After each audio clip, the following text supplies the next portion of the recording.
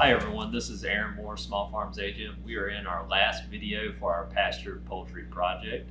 Our birds, we grew them out for 7 weeks, just as a reminder, and now we have a finished product. These birds dressed at about 4 to 5 pounds. So now we're going to take these over to Marcus McFarland, our Family and Consumer Science Agent, where he's going to show us how to cook with whole birds in the kitchen.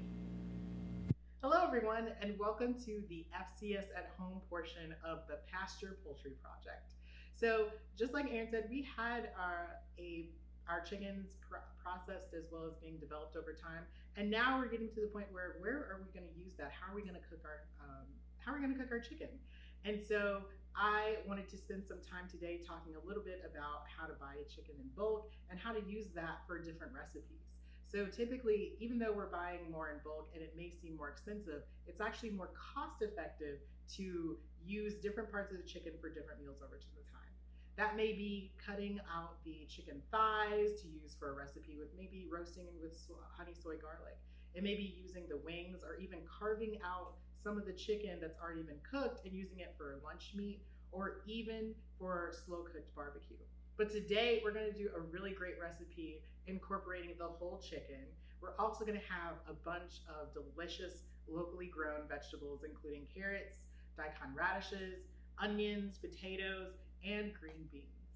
And we're going to do a cool method that helps to cook the chicken more evenly called spatchcock. Let's get started with making our whole chicken today. First off, let's start by preheating our oven to 425 degrees Fahrenheit.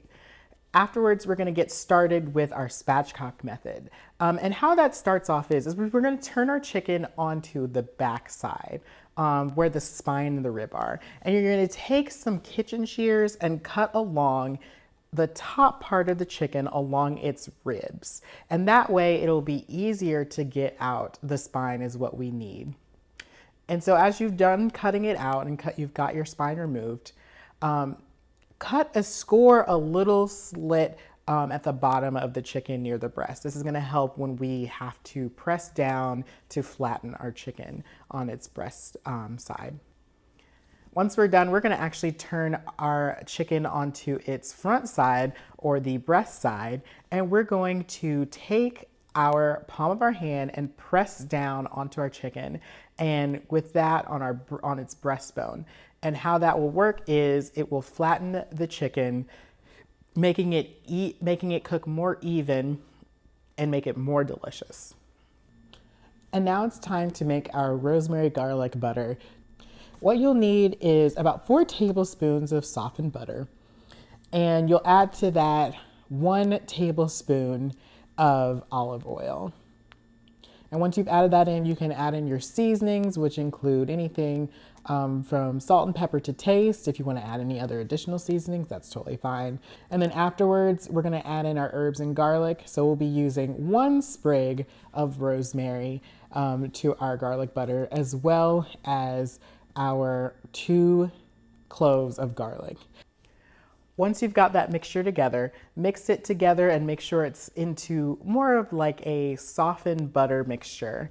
And then we're going to first apply it underneath the skin so that it is able to cook, eat, and give it that delicious crust. And then we're also going to put the rest of our garlic butter onto the skin on the surface level.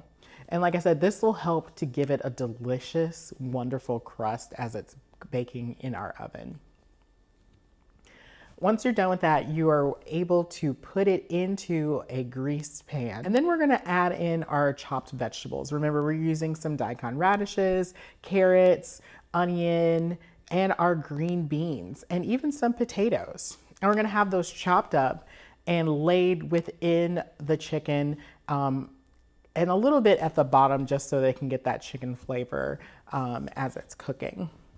Make sure to add olive oil onto all over the vegetables. We'll just need about maybe 1 to 2 tablespoons. And of course, season your vegetables with salt and pepper. If you want to use any other additional seasonings, that's absolutely fine to give it just a little bit more flavor.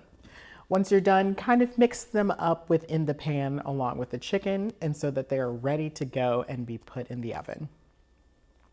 We're gonna keep it in the oven and bake it for about 30 to 45 minutes.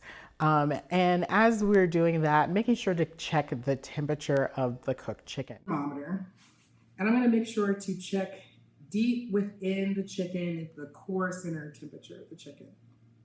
Once that's done, it's ready and enjoyable and delicious, and it's gonna be a perfect part to any dinner. For more information, tips, tricks, and recipes, visit our website, our county extension website at union.ces.ncsu.edu. Thank you for joining us in our Pastured Poultry project in another FCS Home video.